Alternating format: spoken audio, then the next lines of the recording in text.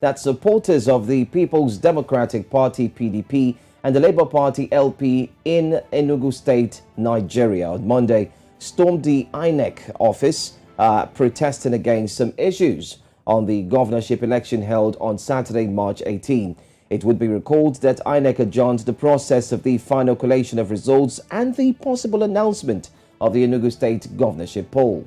The PDP members in their hundreds protested that INEC should not delay in declaring its candidate, Peter Mba, winner of the March 18th governorship election, governorship poll, since the results from the 17 local government areas had been collated.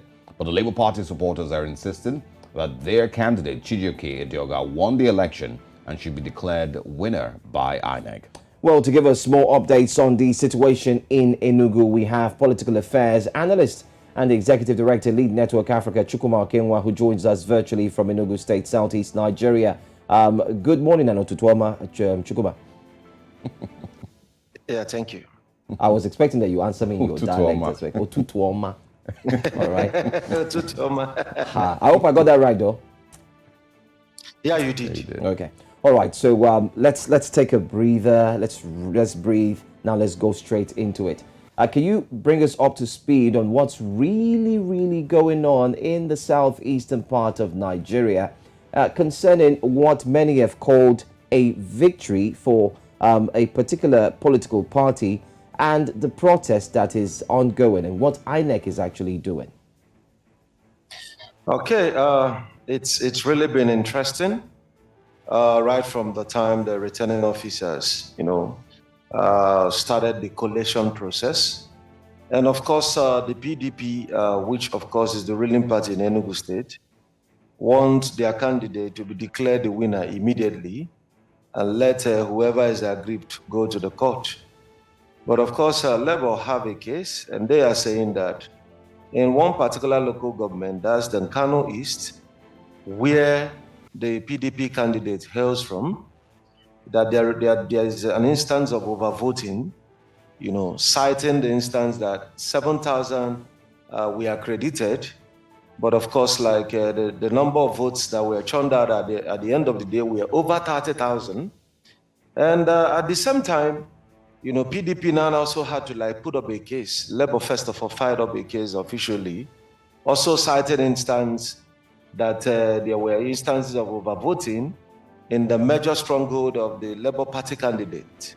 But what we see is that the competition and the climax of it has even gone beyond that of partisanship to translate to more or less like ethnic clashes within Enugu State.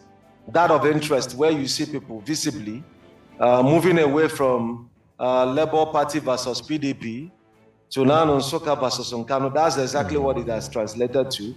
And funny enough, I was there on Monday night to observe what was going on.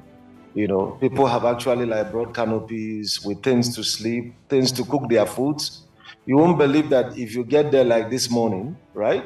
Activities are still going on there, just like a mini market, a mini camp that people have set up actually to watch the process and demand that the needful be done. But then all eyes are on our neck and we are watching to see how all of that turns out. Yeah, but it sounds more like, these supporters, and of course these parties are trying to bully INEC into declaring, either of them winner of the elections. And wouldn't it be INEC's responsibility to ensure that the process was followed through and through, and of course the BVAS machine was used? So, the claims of overvoting in one part of the state or the other would be completely kicked out.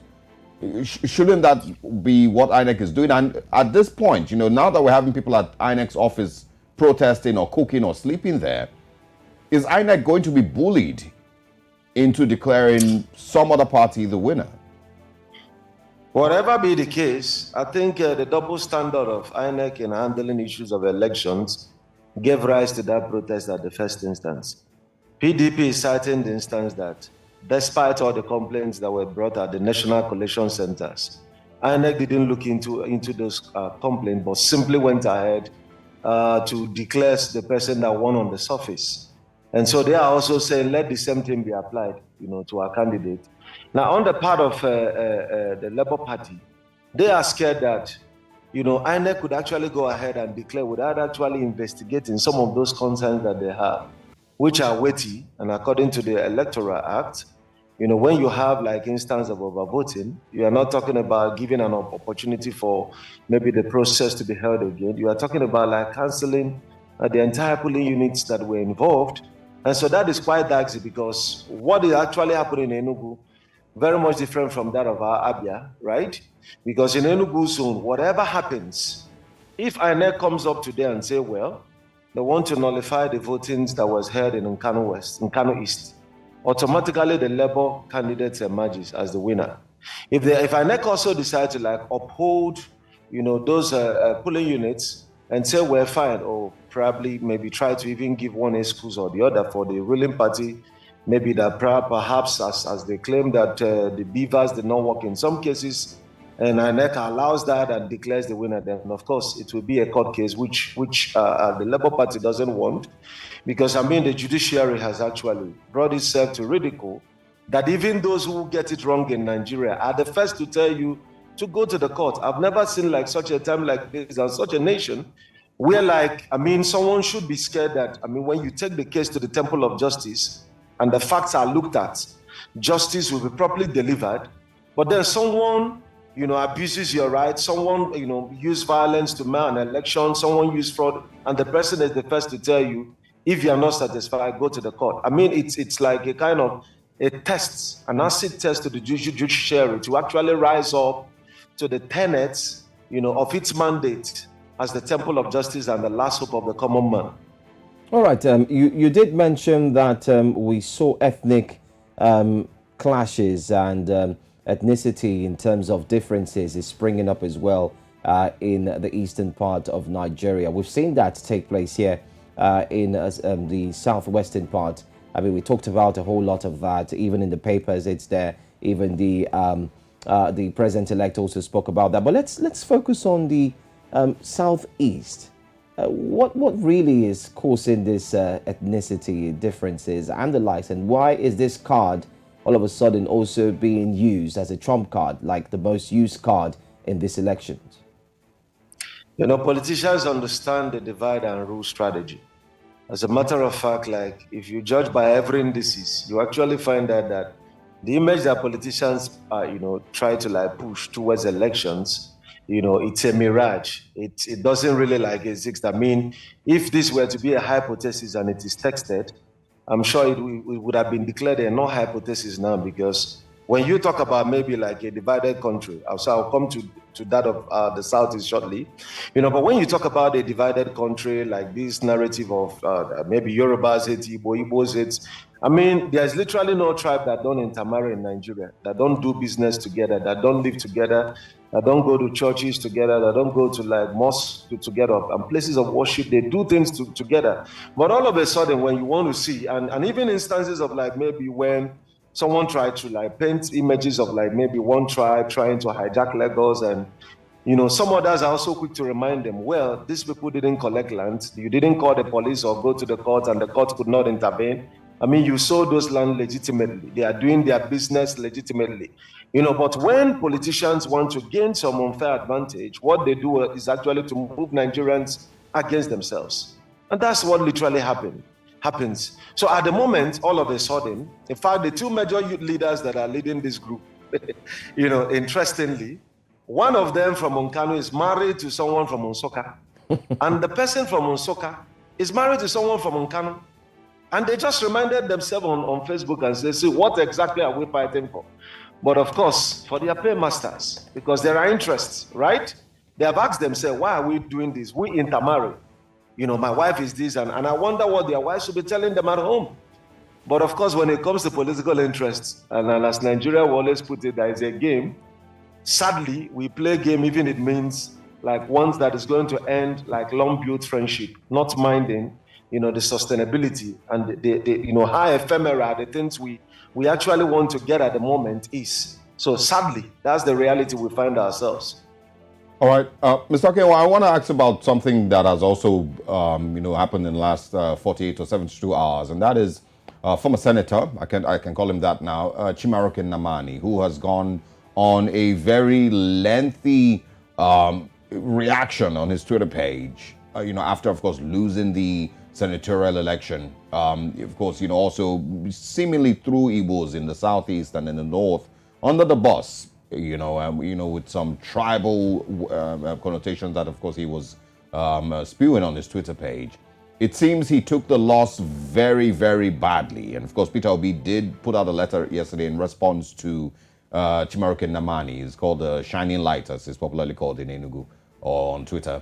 I want to get your views on what the comments are like in Enugu State concerning Chimaroke's loss. Like, honestly, everyone is excited, including myself. Perhaps as someone that is non-partisan, I probably should not take side, but the interesting thing is even babies are happy, right?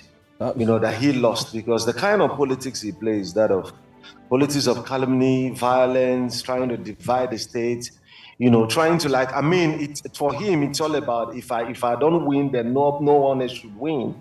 Because the same platform that gave him to get, if you ask me, I will tell you that's reflection of ingratitude to every other person except himself, that he keep overrating himself. Because the same party that gave you a platform, you started doing anti-party activities. The party, first of all, gave you the opportunity to have everything by suspending you, giving you a window opportunity to come and negotiate. But he allowed that. He was expelled. And even with that expulsion and taking the party to the court, he still have the temerity to still try to do everything possible, to retain that particular seat, including bribing of voters. But why he actually lost is very interesting. That the people he actually gave monies, right? I monitor the elections. The people he gave monies to actually buy votes, in many cases, chose to deliver the PDP candidates, leaving his own self. So what you have situation where maybe you could come in a local government, someone will say, well, for governorship, vote for this person. For PDP, for a senator, vote for any other person you want, right? While on the part of the labor, they were not saying in Nigerian parlance, vote the right candidates. They were actually giving the right options, to the people. There was nothing ambiguous about the way they went about it. And at the end of the day, the funny thing is that the Senator Chimaroke Namani, was of course he's still senator till May, right? Went on Twitter to announce the result even before INEC did, praising himself that the online mob could not do anything. Interestingly, when the official result came, he deleted those things. When he first congratulated his winner, we thought maybe all of a sudden he's become an elder statesman, until he really descended so low to abusing everyone, including the sitting governor that gave him that platform to which to run. And within 24 hours, he's already left the party and joined a new one. What a man. Not minding he still have some months to complete on the platform that gave him that mandate. So I think it's a show of political ingratitude. Well, it's quite shocking, but you did make a statement which I would like you to please confirm. You said he did give some persons money. Is there any proof that he did that? Yeah, sure. And you can prove that? I'm on ground in the city, yeah. I have proofs upon proofs, because, in one of the polling units, actually, I had open confrontation with his boys, young men whom he has compromised. Because, one of the places where we witnessed violence was in Enugu. But for the timely interventions of the military, it would have been more bloody than what we saw. Of course, it's all over the news, the number of thugs that were arrested in Enugu, with assault rifles, right? And of course, many of them has been able to disclose to the military who sent them. And we know, those of us that grew up in this city, know when you see such things, you don't need to think far, right? We may not want to call the name of the person, but we don't need to think far to link it to 1, 2, 3. Just add 1 + 2 + 3 and you get the answer. That's the way it works. Well, we'll leave that, to your discretion. And, it's your view and it's your statement. It's your clarification. But we'll just wait to see if there are proofs to that, especially before we join in that sentiment. But in the meantime, let's take a look at one message that was indeed put up by the do we call him a senator now? And there on the screen it says 6 million votes. What next? A trophy for Mr. Obi. He has to go to school to learn good manners on living with neighbors, building confidence and trust, not abuse, threat and divisive language, Christians against Muslims, Igbo against fellow Nigerians. And this was one of the Twitter rants Senator Chimaroke Namani went on about amidst many others. I mean, it's quite something to behold, especially looking at the spate of hours in which things turned out sour, from wanting to win and then losing and then switching to a new party and then going on a rant for hours non-stop. Days. I mean, he was still tweeting at 3 a.m. Yeah. You know, he really did take out, time. And of course, there was also then thoughts that he expected that he will be Senate president with the new government. I don't know how that would turn out. We've also seen Ojius Okalu, position himself to be potential Senate president. But let's also talk about Peter Obi's petition, to the court. What's the reaction like in the Southeast concerning this, and what are your thoughts, on the case that he's put forward? Of course, the people right down here are excited about that move, and considering also like the new twist, to the whole conversation, because everybody was just looking at, oh, fine. Is going to frame the conversation within the fact that there were allegedly widespread rigging, but when he added new twist to it, querying the qualification of the APC candidate, right? Whether he was qualified at the first instance. I mean, it's one that, made like the Southeasterners to really be excited for the things we've known about him. Because of course he rose to power, through the courts. So it's something that has worked for him, where his mandate was denied, fraudulently, and eventually was able to recover that. But taking this bold step, which like the ruling party, questions they would have actually asked, even from the right from the primaries.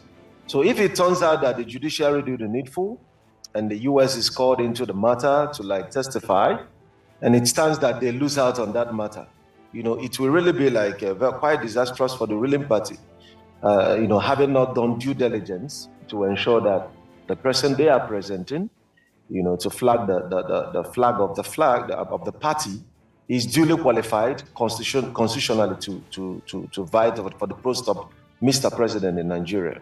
All right, Mr. Kunwa, before we go, President-elect Asiwaju Bola Ahmed Tinubu has expressed hurt over cases of ethnic smears which characterized the 2023 general elections. And just on Breakfast Show here yesterday, we did bring this up, especially when we spoke to the media rep, especially for the Lagos State governor. Well, in a signed statement, the president-elect Bola Ahmed Tinubu noted that elections are over and the healing process must begin. What's your take on that? Many have said this should have come immediately, and many have said that it should have been done very quickly before the elections. But like they say, it's better late than never. Your thoughts? In this case, coming late, in fact, it really, it defies the essence of that particular statement, because, he would have written his name on gold when some of his boys like MC Olomo was threatening the peace of voters, before the governorship election in Lagos. We expected the president-elect, right, to have come up to say, oh no, this should not be. Call his boys to orders. You can't separate MC Olomo from the president-elect. But he didn't do that, and he waited for all the violence to happen. Now it's over almost 96 hours after the elections, and you're coming up with this and then telling Nigerians, let the healing process begin. That's not even what is needed at this particular point. This issue of healing, reconciliation, all those wonderful kind of words. What we need at this point is there should be consequences, right? Nigeria is a lawful nation. Let's leave judgment for God at the end of the day. Maybe, those should go to hell. But for this earth, why you have the judges and why you have a nation, is before you even experience any divine judgment, you should be able to have it out. If you deserve to be in the prison, you go to the prison. If you deserve to a kind of whatever thing that you deserve should be properly meted. That's how to build a nation. That's what it means for nations to have laws. when you go against the laws, there are consequences. It shouldn't be like, let's forgive, let's heal. All those kind of things has not helped us, right? Those that seek to divide the nation, if there are consequences, it will serve as a deterrent to some others that may want to use violence and other means to keep dividing Nigeria. All right, Chukwuma Okenwa, pleasure speaking with you. We, of course, fingers crossed to see how Enugu's elections turns out eventually. And also maybe in Abia State and other places in the southeast, which are very, very interesting in the 2023 elections. But nice speaking with you. Of course, we bring you in again.